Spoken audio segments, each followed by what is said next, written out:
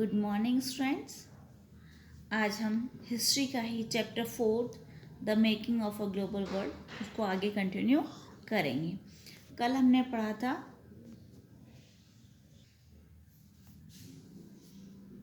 आज हम इसी का टॉपिक स्टार्ट कर रहे हैं, रोल ऑफ टेक्नोलॉजी। कल हम जो पढ़ रहे थे उसमें आपने पढ़ा था कि कैसे जो है आपके यूरोप से अमेरिका और ऑस्ट्रेलिया जो है 19th सेंचुरी में बहुत सारे जो मिलियन पीपल जो है वो माइग्रेट करते हैं एक जगह से दूसरी जगह काम की तलाश में। ठीक है, नेक्स्ट आपके ये आपके रोल ऑफ टेक्नोलॉजी हम पढ़ेंगे। What was the role of technology in all this? The railways, steamships, the telegraph, for example, were important inventions without which we cannot imagine the transformed 19th century world. आपकी जो 19th century world में जो globalisation होता है, जो change होता है, जो नया वर्ल्ड बनता है, उसमें जो चेंजेस आते हैं उसमें क्या रोल होता है आपके टेक्नोलॉजी का, उसके बारे में हम पढ़ रहे थे। उसमें आपके रोल जो है टेक्नोलॉजी का, जिसमें आपके रेलवेज आते हैं, स्टीम शिप्स है, टेलीग्राफ है, जो ये एग्जांपल्स हैं जो कि आपके लिए इम्पॉर्टेंट इन्वेंशंस हुए हैं उस समय, जो उनके बिना जो है आप इन इन्वेंशंस के बिना जो है आप इमेजिन नहीं कर सकते जो ट्रांसफॉर्मेशन होता है आपकी सोसाइटी में 19th सेंचुरी वर्ल्ड में। तो इनके बिना आप सोच नहीं सकते, इमेजिन नहीं कर सकते। But technological advances were often the result of larger social, political and economic factors. ये जो टेक्नोलॉजी के एडवांसेस जो हैं वो रिजल्ट होता है आपके सोशल, पॉलिटिकल और इकोनॉमिकल फैक्टर्स के द्वारा जो है ये आपके चेंजेस आते हैं। और for example, colonization stimulated new investments and improvements in transport. Faster railways, lighter wagons, and larger ships helped move food more cheaply and quickly from far away farms to final markets. Colonization की वजह से जो है उनको एक जो है stimulation मिला, एक आगे जो है और बेटर जो है चांसेस मिले, नए इन्वेस्टमेंट हुआ, उसमें इम्प्रूवमेंट्स आए। ये आपके लिए जो है एक प्रलोभन था, उसकी वजह से जो है आपके फास्टर रेलवे वगैरह बने और जिससे आपके जो है आपके सस्ते दर पे, आपके चीप रेट्स पे जो है आपको ये अवेलेबल हो जाए फूड, और क्विकली जो है आपके दूर दराज तक जो है आपके फाइनल मार्केट्स, दूर दराज क्षेत्र जो होते हैं, फार्म्स जो होते हैं, खेत जो होते हैं, वहाँ से फाइनल मार्केट्स तक ये चीज़ें जो फूड प्रोडक्ट्स है वो आपके पहुँचाए जा सकते हैं। तो ये है कि रेलवेज और ये सब लाइट वैगन्स वगैरह हैं और लार्जर जो शिप्स है वो आपको हेल्प करता है आपके मूवमेंट में इन फूड्स का एक जगह से दूसरी जगह सस्ते दर पे और क्विकली भी कर सकता है, यानी कम समय में आपके बहुत दूरी पे जो है इनको पहुंचा सकता है फाइनल मार्केट्स तक। तो ये रोल है आपके रेलवेज वगैरह। हम बात कर रहे थे कि किस तरीके से जो है क्विकली आपके सामान जाता है। इसमें आप पहले वाली बात को देखेंगे कि कैसे मीट जो है पहले एक्सपोर्ट होता था, उसके बारे में। The trade in meat offers a good example of this connected process. ये जो रेलवेज के थ्रू जो कनेक्शंस हुआ, उस कनेक्शन प्रोसेस में जो है आपके लिए जो मीट का ट्रेड था उसके लिए एक अच्छा एग्जाम्पल हुआ। टिल द 1870s, जो पहले की बात है, 19th सेंचुरी से पहले क्या होता था, 1870s में animals were shipped live from America to Europe. पहले जो 1870s की बात करें तो जो जानवर होते थे उनको शिप में ले जाया जाता था, वो भी जिंदा। ठीक है, तो लाइव एनिमल्स जो हैं अमेरिका से यूरोप भेज जाते थे शिप के द्वारा। ठीक है, and then slaughtered when they arrive there, और जब वो यूरोप में पहुंच जाते हैं वहाँ पे उनको फिर काटा जाता था मीट के लिए। But live animals took up a lot of ship space. आपको पता है, एक तो मीट कट करके बेचा जाए उसको पैक करके, और एक जानवरों को भेजा जाए तो उसमें शिप में स्पेस ज़्यादा चाहिए होती है।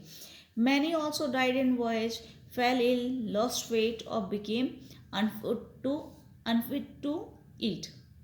बहुत सारे जो हैं इतनी लंबी यात्रा जो होती है उनके लिए सूटेबल नहीं होती है, तो वैसे ही मर जाते हैं वो, या बीमार पड़ जाते हैं, उनका वेट कम हो जाता है, या वो जो है खाने के लिए जो अनफिट रह जाते हैं। बीमार होगा तो उसको कोई भी नहीं खा पाता है ऐसे जानवर का meat. Meat was hence and expensive luxury beyond to the reach of European poor. High prices in turn kept demand and production down until the development of a new technology, namely refrigerated ships, which enabled the transport of perishable foods over long distances. इसमें क्या है कि आपके जो meet है वो आपके expensive बहुत जो है महंगा होता है। जो विलासितापूर्ण जो लोग होते तो केवल उन्हीं के पास जो है ये खाने को रहता था, बाकी यूरोपियन जो थे उनके पास नहीं होता था पुअर लोगों के लिए। हाई प्राइसेस जो है उससे क्या होता था, इसकी डिमांड भी बढ़ी और प्रोडक्शन जो था वो कम था, जब तक कि ये नई टेक्नोलॉजी का डेवलपमेंट नहीं हुआ, जिसमें कि रेफ्रिजरेटेड जो शिप्स होती थी उसकी बात हो रही है, जिससे ट्रांसपोर्टेशन होता था। पहले ये लॉन्ग डिस्टेंस से जो है खराब हो जाता था सब चीज़ें, अभी जैसे हमने पढ़ा। अब क्या होता है नई टेक्नोलॉजी से द्वारा जो है, now animals were slaughtered for food at the starting point in America, Australia और New Zealand and then transported to Europe as frozen meat। अब क्या होता है जब स्टार्टिंग पॉइंट जहाँ से भेजा जाना है, कहाँ भेजना है, यूरोप, ठीक है, वहाँ पे जो है फ्रोज़न मीट भेजने के लिए पहले यहीं पे ही जानवरों को जो है कट कर दिया जाता है, ठीक है। This reduce shipping cost and lowered meat price in Europe. उससे क्या होता है आपके शिपिंग जो चार्जेस होते हैं उसमें कमी हो जाती है और आपके जो प्राइसेस जो होती है यूरोप में मीट की वो भी कम हो जाती है। अब क्या होगा, पहले तो ये लग्जरियस फूड के रूप में था कि जो पैसे वाले लोग हैं वही खा सकते हैं, रिच पीपल, लेकिन अब क्या होगा, इससे जो उनकी प्राइस जो है कम हो जाती है, उसकी वजह से क्या होगा, पुअर लोग भी जो इसको कंज्यूम कर सकते हैं। जैसे the poor in Europe could now consume a more varied diet. अब उनकी वैरायटी हो जाएगी उनके डाइट में, अब वो लोग भी इसको शेयर कर सकते हैं, खा सकते हैं। To the earlier monotony of bread and potatoes, many though not all could now add meat and butter and eggs to their diet। पहले क्या होता था कि ये लोग अपने जो खाने में बटर और जो एग्स है या मीट है इस तरह की चीज़ें वो नहीं खा पाते थे, ठीक है, और अब जो है वो इनको ले सकते हैं यूज़ में। Better living conditions promoted social peace with in the country and support for imperialism abroad. अब जैसे ही आपके सोसाइटी में जो शांतिपूर्वक तरीके से सभी लोगों को जो बेटर लिविंग कंडीशंस मिलेगी, ठीक है, सभी लोगों को खाने को मिलेगा, कंडीशन अच्छी होगी, शांतिपूर्वक तरीके से सोसाइटी में लोग रहेंगे, तो आपके लिए सपोर्ट जो है साम्राज्यवाद को और बढ़ावा मिलता है। किस तरीके से कॉलोनियलिज्म जो है आता है लेट 19th सेंचुरी में, उसके बारे में हम इसमें पढ़ेंगे। लेट 19th सेंचुरी कॉलोनियलिज्म, ठीक है, जो कॉलोनीज सेटअप की जाती हैं अलग अलग कंट्रीज़ के द्वारा अपने उपनिवेश के रूप में। Trade flourished and markets expanded in the late 19th century. Trade जो है आपका जो व्यापार है वो आपके बहुत ज़्यादा बढ़ता है, मार्केट्स में बढ़ता है 19th सेंचुरी में। But this was not only a period of expanding trade and increase prosperity. अब ये टाइम नहीं था कि केवल आप जो अपने व्यापार को बढ़ाएं या और आगे बढ़ोतरी करें, ठीक है।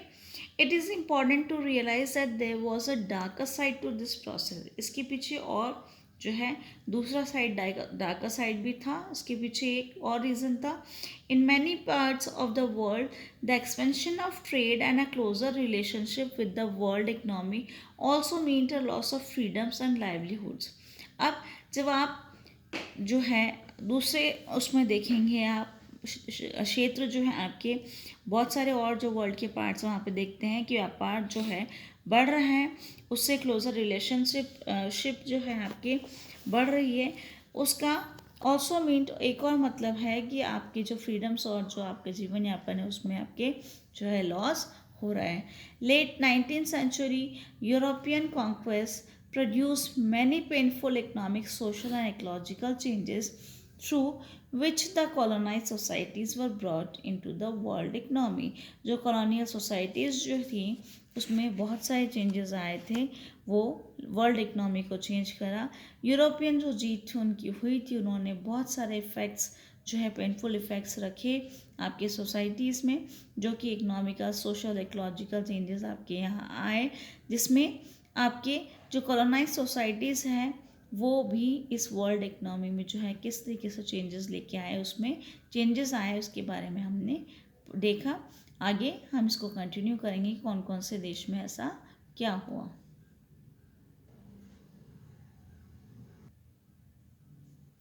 ये जो मैप है आपके आपके फिगर 10 दे रखा है, map of colonial Africa at the end of 19th century. जो कॉलोनियल अफ्रीका था, उपनिवेश के रूप में बना अफ्रीका, कौन कौन से कंट्रीज था उसके बारे में हम पढ़ेंगे कि कैसे बाउंड्रीज उन्होंने बनना शुरू कर दी, दूसरे देशों ने इसको कैप्चर करना शुरू किया।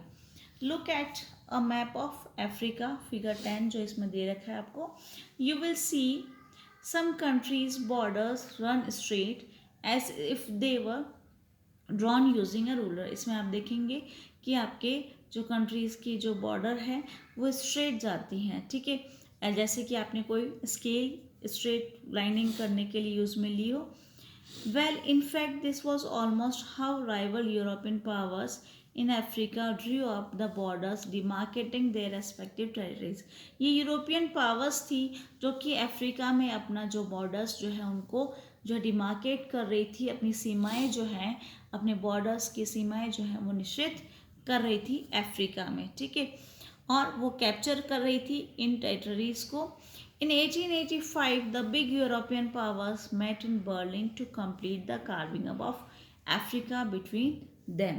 यहाँ पे जो है 1885 में जो यूरोपियन पावर्स होती है वो बर्लिन में मिलते हैं ताकि वो जो अफ्रीका में जो हैं वो जो भी आपको टेरिटरीज लेनी है उनको कर्व करना है, किस तरीके से वो सब चीज़ें अपने अंडर में लेनी थी, जैसे वो बाउंड्रीज जो है वो सेट करके। Britain and France made vast addition to their overseas territories in the late 19th century. अब यहाँ पे यूरोपियन कंट्रीज़ के साथ साथ जो है आप पढ़ रहे हैं कि कैसे यूरोपियन जो पावर्स थी वो मिले, तो उसमें से आपके ब्रिटेन और फ्रांस जो है उसमें बहुत बड़ा एडिशन करते हैं कि जो टेरिटरीज होती हैं वो समुद्री ओवरसीज़ वाली वो आपके जो लेट 19th सेंचुरी में अपने में ऐड करते हैं। बेल्जियम और जर्मनी जो है बिकेम न्यू कॉलोनियल पावर्स बन जाती है वो। द यूएस ऑल्सो, अब अमेरिका भी जो है इसमें आएगा। The US also became a colonial power in the late 1890s by taking over some colonies earlier held by Spain, जो कि स्पेन के द्वारा हुआ था, और अमेरिका ने और जो है अपनी जो आसपास जो भी थे उनको अपनी कॉलोनीज बनाना शुरू करा। Let us look at one example of the destructive impact of colonialism on the economy and livelihoods of colonised people. अब हम पढ़ेंगे कि किस तरीके से इन कंट्रीज़ ने जो ये जिन्होंने अपने कॉलोनियलिज्म स्टार्ट करा इन देशों ने, तो उसकी वजह से जो है कॉलोनाइज्ड पीपल थे उनकी लाइफ पे क्या असर पड़ा, क्या इकनॉमी थी उनकी, कैसे क्या असर पड़ा उनकी इकनॉमी पे, उनके जीवन पे, जो लोग कॉलोनाइज्ड हुए थे, यानी इनको किस तरीके से उन्होंने जो है उनका सारा जीवन जो है चेंज हो गया, क्या इम्पैक्ट रहा, क्या असर रहा, उसके बारे में हम इसमें पढ़ेंगे।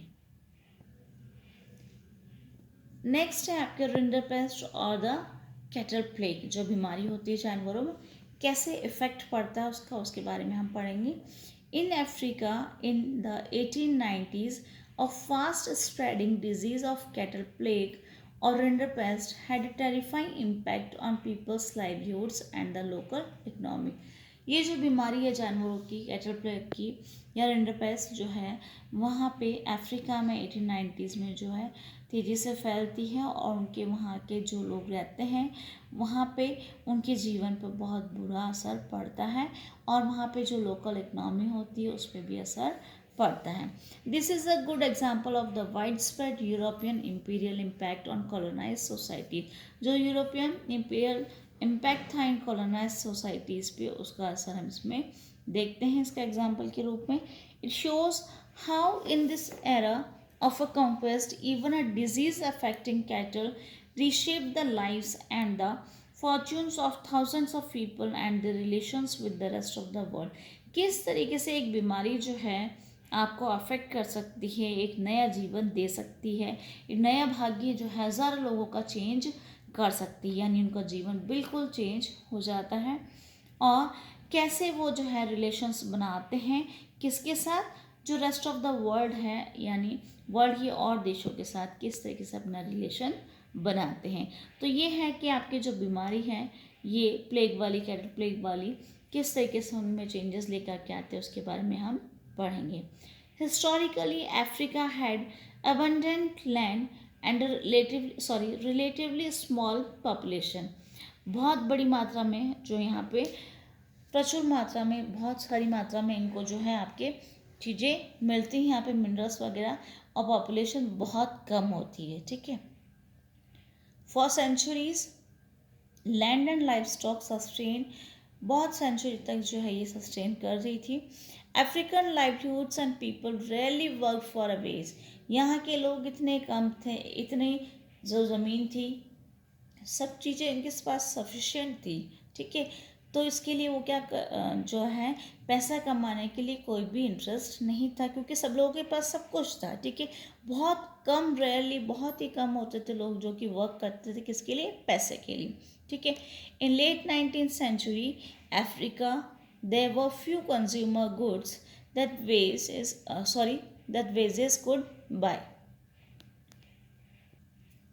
19th सेंचुरी में अफ्रीका में जो है बहुत ही कुछ ही जो है कंज्यूमर गुड्स होते थे जो कि वो लोग पैसा दे करके खरीदते थे, यानी सब कुछ सब लोगों के पास था, बहुत सफिशेंट था उन लोगों के पास। If you had been an African possessing land and livestock and there was plenty of both, you too would have seen little reason to work for a wage। आपके पास सब कुछ है, ज़मीन है, सब जीने के लिए सब कुछ, लाइफ स्टॉक सारा है, तो आप लोग जो है दोनों ही चीज़ें सबके पास थी, तो बहुत कम लोग होते हैं जो कि वो पैसे के लिए काम करें, कोई रीज़न नहीं होता उनके पास कि वो वर्क करे। In the late 19th century Europeans were attracted to Africa due to its vast resources of land and minerals। अब क्या है, क्योंकि लोग कम हैं, इतने सारे मिनरल्स, लैंड इतनी है और इतना ज़्यादा मात्रा में जो है यहाँ पे मिनरल्स और लैंड है, तो उसकी वजह से जो है यूरोपियंस इसकी तरफ, अफ्रीका की तरफ अट्रैक्ट होते हैं। तो यूरोपियंस जो है क्या करेंगे, यहाँ आएंगे। अब Europeans came to Africa hoping to establish plantations and mines to produce crops and minerals for export to Europe. अब यूरोपियन कंट्रीज यहाँ आती हैं, यूरोपियंस अफ्रीका आते हैं इस आशा में कि वो इस्टेब्लिश करेंगे प्लांटेशंस, यहाँ पे खेतीबाड़ी करते हैं प्लांटेशंस से, और माइंस भी, ताकि वो जो है प्रोड्यूस करेंगे क्रॉप्स और minerals for export to Europe. तो क्रॉप्स भी उगाएंगे प्लांटेशंस के थ्रू, और माइंस भी लगाएंगे ताकि वो इन मिनरल्स को जो है एक्सपोर्ट करेंगे यहाँ से, कहाँ पे? क्योंकि यूरोपियन कंपनीज हैं तो वो यूरोप में एक्सपोर्ट करेंगे इसको। But there was an unexpected problem. अभी हमने ऊपर पढ़ा था, बहुत ही कम, जो कुछ ही रीज़न होता था, किसी के पास कोई रीज़न नहीं था एक्चुअली। ठीक है। बहुत ही कुछ लोग होंगे जो कि चाहते होंगे कि वो काम करे पैसे के लिए, क्योंकि सबके सब कुछ होता है तो वो लोग वर्क नहीं करते। तो यहाँ प्रॉब्लम यहाँ आएगी कि उनको जो है यहाँ पे वर्कर्स की प्रॉब्लम आ जाएगी, यहाँ पे वर्क कौन करेगा? ठीक है। यूरोपियंस आ तो जाएंगे इस आशा में कि वो अपना जो है यहाँ पे मिनरल्स वगैरह एक्सट्रैक्ट करेंगे और एक्सपोर्ट कर देंगे यूरोप को। But there was an expected problem, क्या थी कि शॉर्टेज हो गई लेबर की। मैंने बताया आपको, willing to work for wages, यानी पैसे के लिए कोई काम करना पसंद ही नहीं कर रहा, क्योंकि सबके पास सब कुछ है, इस वजह से। क्लियर? नेक्स्ट हम कल इसमें कंटिन्यू करेंगे इसी को ही। एम्प्लॉयज़ जो है किस तरीके से जो है मेथड्स रखते हैं रिक्रूटमेंट करने के लिए, ताकि लोग वहाँ पे रिटेन रहे या लेबर वहाँ पे बने रहें, उसके बारे में कैसे टैक्सेस वगैरह लगाते हैं उसके बारे में हम कल क्लियर करेंगे। इसको आगे कंटिन्यू करेंगे, यहाँ तक कि आप नोट्स बना करके आप लोग भेजते जाइए कंटिन्यू। आप में से बहुत कम बच्चे जो है नोट्स भेज रहे हैं, आप नोट्स भेज दीजिए। जिस बच्चे ने अभी तक नहीं भेजे वो भी नोट्स भेज दीजिए, ताकि आपको एग्ज़ाम टाइम में फुल लर्न करने में दिक्कत ना हो।